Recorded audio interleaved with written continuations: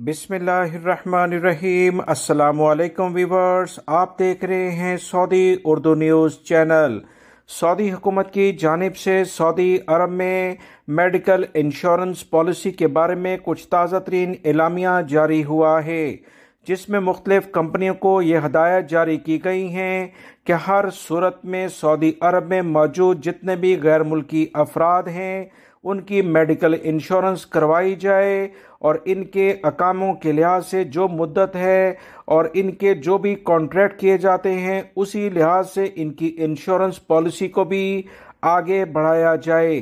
याद रखें, कुछ कंडीशन सऊदी इंश्योरेंस काउंसिल की जानिब से जारी की गई हैं, जिसमें बताया गया है कि अगर किसी भी वर्कर का दौरान मुलाजमत इंतकाल हो जाता है तो ऐसी सूरत में इंश्योरेंस स्कीम ख़त्म हो जाएगी।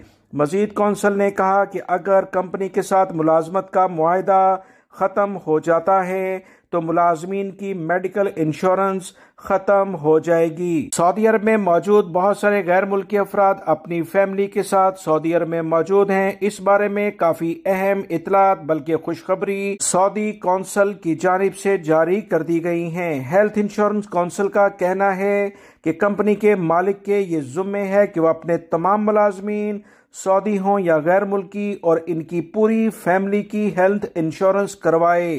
अहले खाना में याद रखें, मुलाजमीन की वाइफ, 25 साल तक के लड़के, जबकि गैर शादीशुदा गैर मुलाजिम लड़कियों की इंश्योरेंस कराना भी कंपनी की जिम्मेदारी होती है। याद रहे, हेल्थ इंश्योरेंस काउंसिल ने 1 अक्टूबर 2022 से नई हेल्थ इंश्योरेंस स्कीम पर अमल दरामद बाकायदा शुरू कर दिया है। लिहाजा तमाम गैर मुल्की भाई इन कवानीन को जाने, अपना कफील खुद बने ताकि कफील कंपनियां आपके साथ किसी भी किस्म की कोई ज्यादती ना कर सकें। वीडियो लाइक करके शेयर भी कीजिएगा। मिलेंगे मजीद ताज़ा तरीन अपडेट के साथ। अस्सलामु अलैकुम।